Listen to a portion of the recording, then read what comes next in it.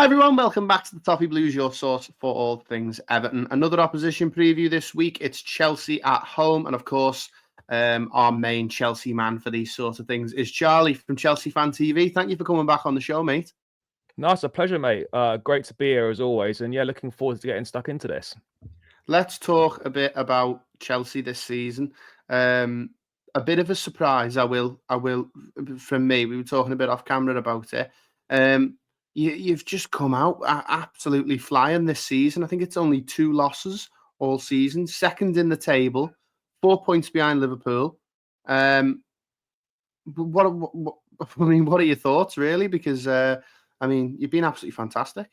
Yeah, it's definitely exceeded all Chelsea fans' expectations. I don't think any of us thought we were going to be quite this good and have quite this good a start to the season, and for Maresca to make it such an impact on the squad so quickly. But that's exactly what's happened. We did finish last season quite well over the last sort of 5-6 games. Played some good football, put a decent run together, and then with a change of manager again, you're kind of thinking, well, has that momentum been undone? Are we going to have to kind of start again a little bit? But Maresca's very much picked the baton up, and he's got run away with it. He's come in, he's honest in the media. He gets his ideas across well. He's not afraid to make big decisions. He's not afraid to drop players regardless of their names, their reputation, their price tag or whatever. He'll do what's best for the team.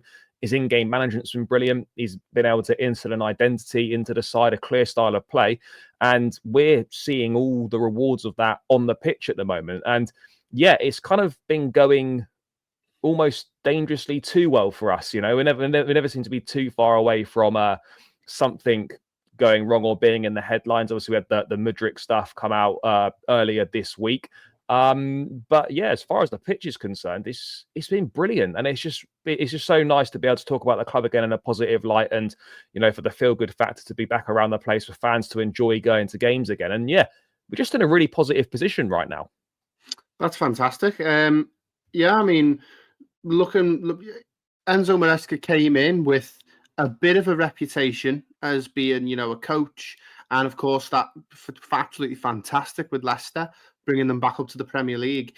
Last game was a 2-1 home win against Brentford. Very much had an air of chugging along and picking up results, hard-fought victories to try and stay at the top of the table. Thoughts on that game? Because Brentford are a tough side, but that one definitely, as I said, had an air of professionalism about it.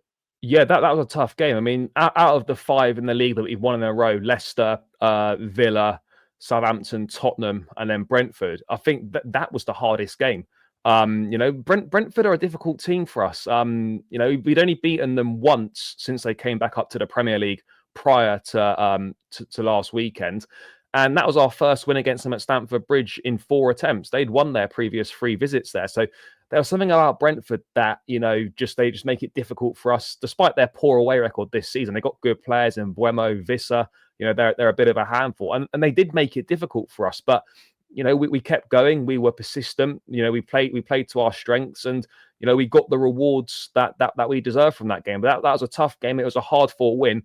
And it was a really important win, not just for the 3 points, but from a sort of a psychological perspective as well, to kind of get over that barrier of having not beaten this team at Stamford Bridge in the Premier League. So I think that was really important for us. And it also showed that this team is able to win in all sorts of different ways. We can come from behind, we can blow teams away, we can grind out results, and that bodes really well for the future.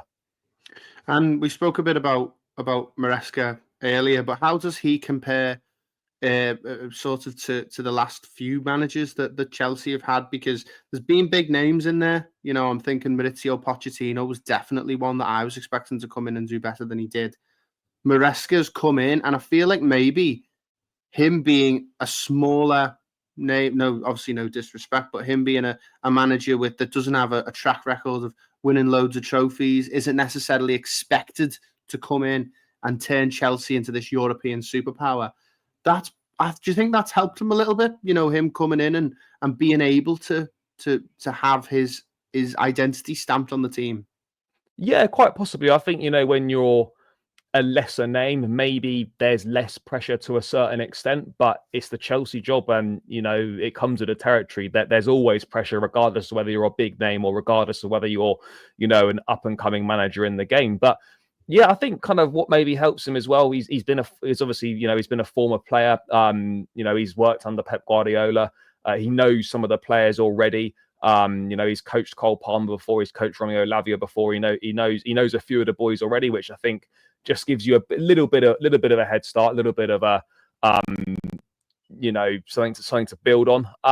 And yeah, I just think his man management skills are very, very good as well. The way that he manages expectations, the way that he tries to take as much pressure off the players as possible. And yeah, I don't know what it is about him. He's just got away with things that just seems to suit what we're doing, perfectly. I mean, I'm under no illusions that we are going to go through a difficult spell this season. We will go through periods where we do lose maybe 2-3 games on a bounce or whatever. So there's still a question mark in that regard as to how we're going to respond to difficulties. But right now, he's doing a fantastic job, and he's showing that this was actually a really good appointment when, there were question marks around it in the summer.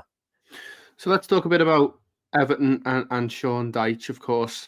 I think I can't remember if it was you or another Chelsea fan that I saw on Twitter mention that Everton away is a bit of a bogey game for you guys.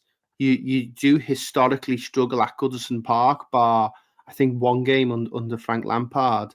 It springs to my mind, obviously, last season we got an impressive win that we weren't really expecting to get. There's been games in the FA Cup. There was obviously the famous Richarlison game. Everton for you, it is a bit of a bogey, and obviously we'll talk a bit about it at the end of the video. But this is your last trip to Goodison Park. What are your thoughts on Everton's season so far? Because to be honest, I imagine from an outsider looking in, it's not very surprising that we are where we are.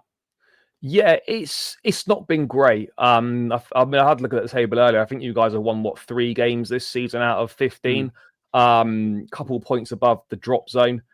Only Southampton have scored less goals than you. Defensively, you've actually not let in that many goals. You've only conceded 2 more than us.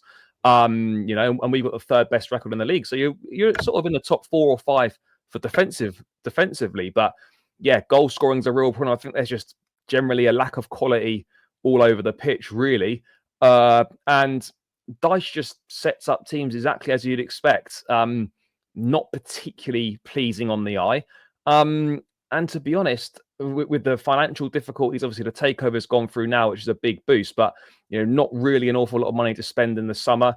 Some of the additions maybe not playing much. O'Brien, for example. I mean, and Ndiaye, I think, looks quite good, but he's not prolific. Calvert-Lewin not scoring many goals and whatnot.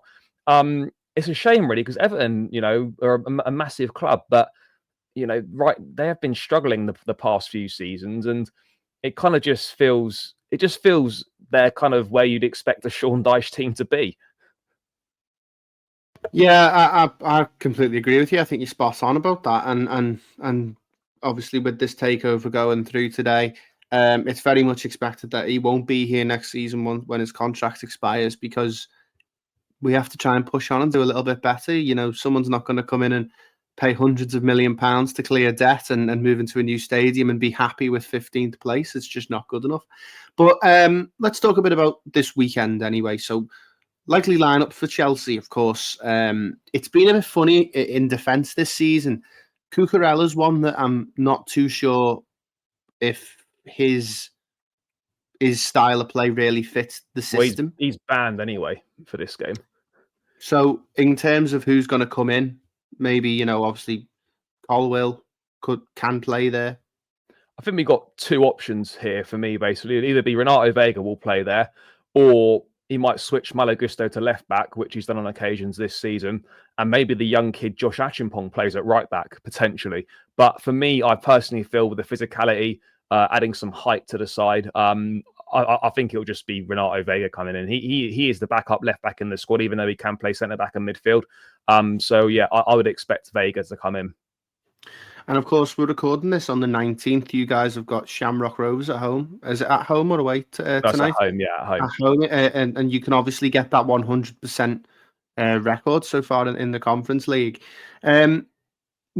Obviously, that you're probably going to be resting some players in that one and playing more of what you would assume as a Conference League side. So, there won't be any Cole Palmer. Maybe Keenan Dewsbury Hall's going to come in tonight.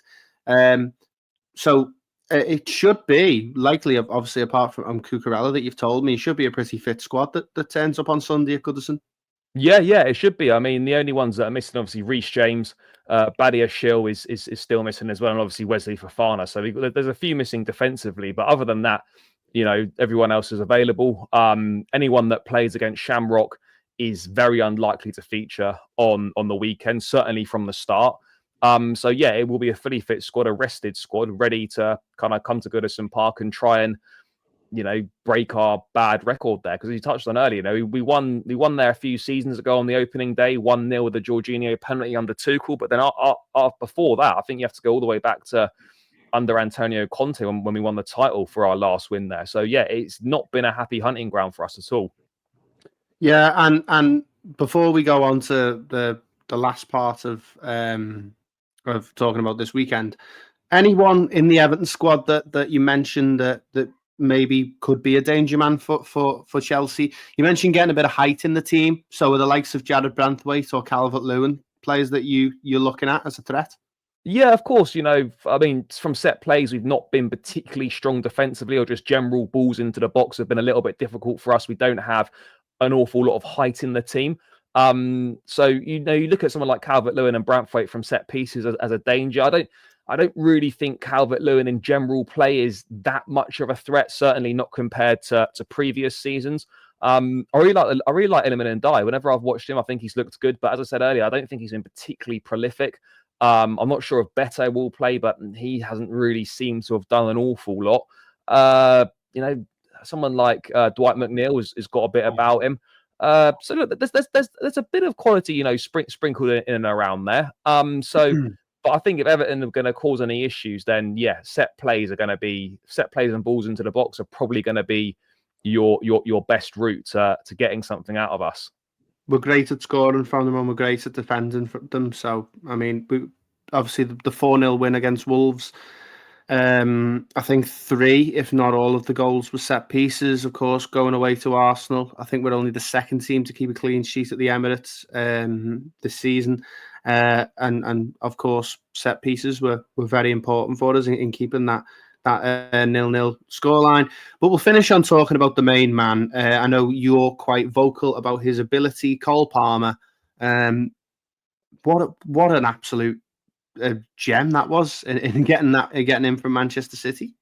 Yeah, I mean, I remember at the time because they announced it literally kind of before kickoff on a game. I remember being outside the ground and it come through that it was all confirmed and stuff, and it was kind of a bit of a mixed reception about it, because it was sort of thinking, oh, did we need another player in that sort of position? We already had quite a few.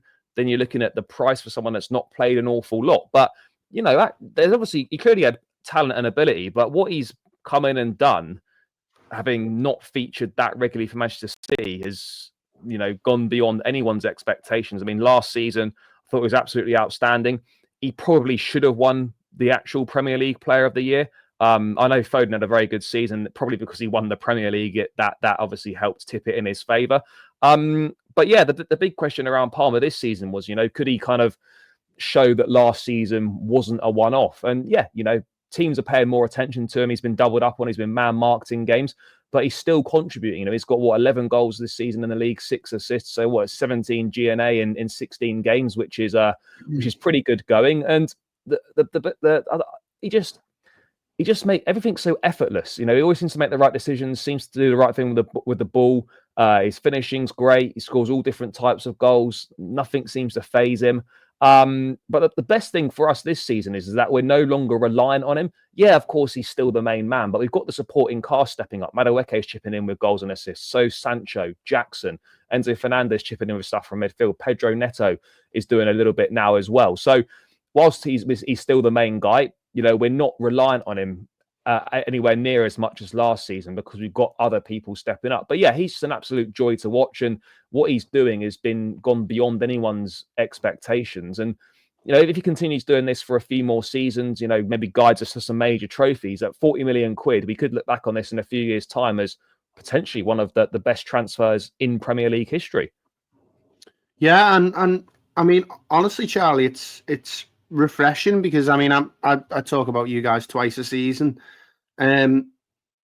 so you know, doing this for 4 years, do your math. Every single time I speak about Chelsea, it seems to be a bit of a conversation about square pegs in round holes every season. This is the first time I'm looking at Chelsea and going, oh, okay. Players like Pedro Neto can come in. Players like Colwill have really stepped up to the plate and become a solid Premier League defender. You know, Moises Caicedo. It took a while, but we're seeing the best of him now. Enzo Fernandez is coming up and getting the goals when he needs them and chipping in with contributions and stuff. Palmer is, if not the best, one of the best in the league at the moment.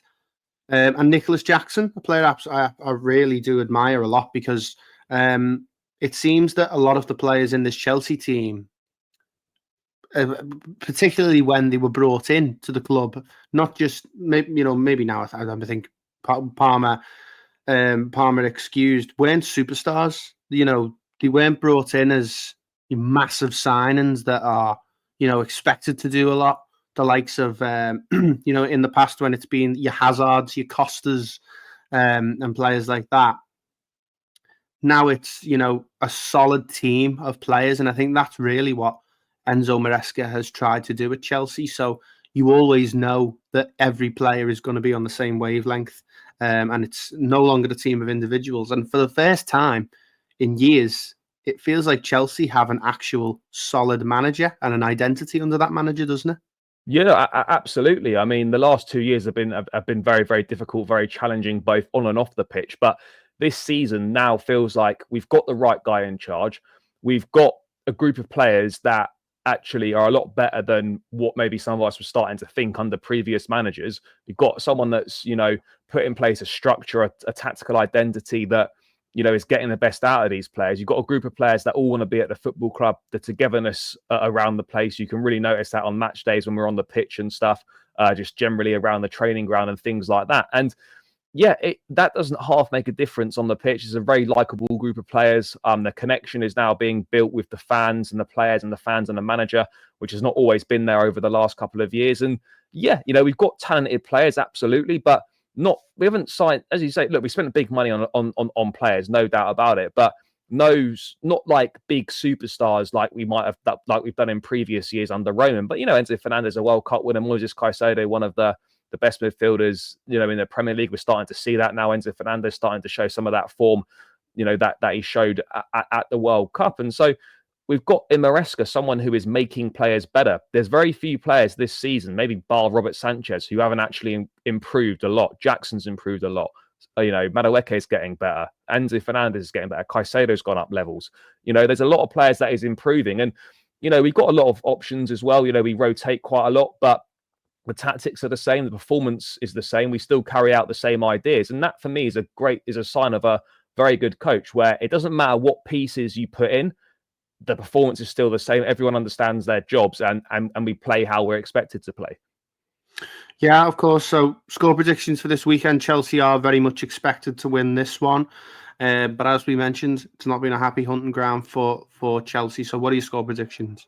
Yeah, I mean, look, we could momentarily go top of the league for a few hours with Liverpool kicking off afterwards. We're 2 points behind them at the moment. Obviously, they've got a game in hand against you guys, but yeah, we could go top of the league if we win this one for a couple of hours, which is kind of a little bit mad considering everything that's happened over the past few years. This will be tough. Are we favourites? Yeah, absolutely we are. We're playing some really good football, some of the best in the league, with the top scorers in the division, and I would expect us to go there, play our stuff and grind the result out. This will be close. I think this will be a lot tougher than many people expect.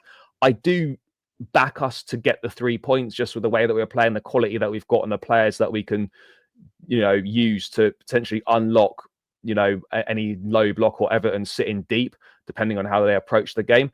I think I'm going to go for a narrow 2-1 win.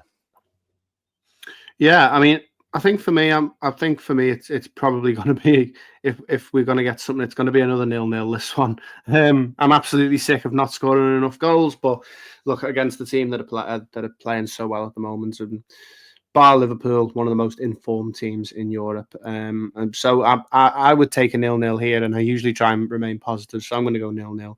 And then just to finish off, Charlie, the Mount Rushmore concept. I've asked a few fans on football YouTube this season. But for Chelsea, if you were to create the Chelsea Mount Rushmore, of course, the big four names that really sum up what Chelsea is as a football club, who would they be?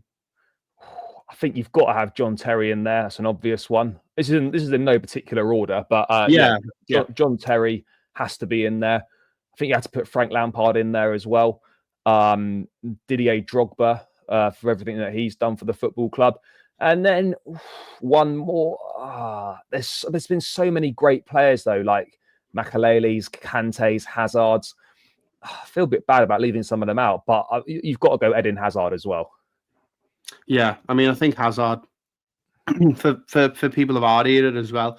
Growing up watching him, he was an absolute joy. But thank you so much for coming on the channel again, Charlie. We'll see you later on in the season, of course. For this is probably going to be your last ever trip to Goodison Park. Are you going to be down there this weekend? No, I'm not going to be down there this week. I've been the last 2 seasons, but no, I'm away this week. I'm at the boxing I'm at a Fury fight, so I'm not gonna be making a trip to Goodison. But hopefully, I mean, to be honest, we might win because the 2 times that I've been, we've been battered. So maybe we'll win now that I'm not attending. Mm-hmm. And just to comment on, obviously, if it is the last time, of course, it's one of the old famous stadiums.